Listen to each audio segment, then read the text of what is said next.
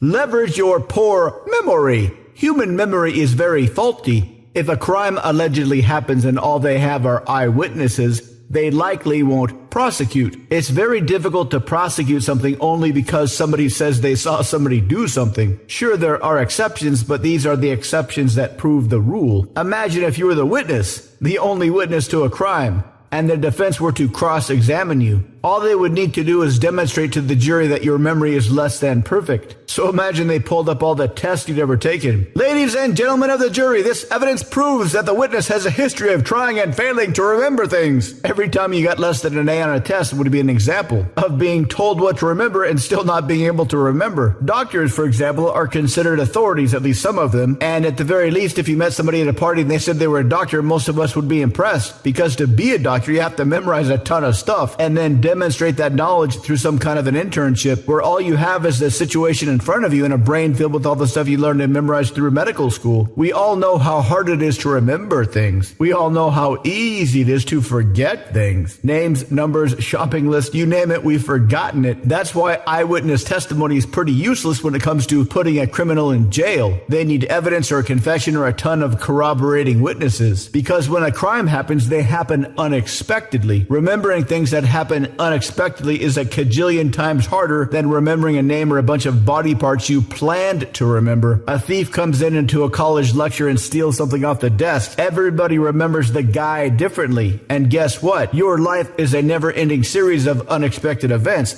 you can't possibly remember very accurately. And your self-identity, how you see yourself, is made up by the total of the meaning you give to these events. All the unexpected events you can't possibly remember very accurately. What does this mean?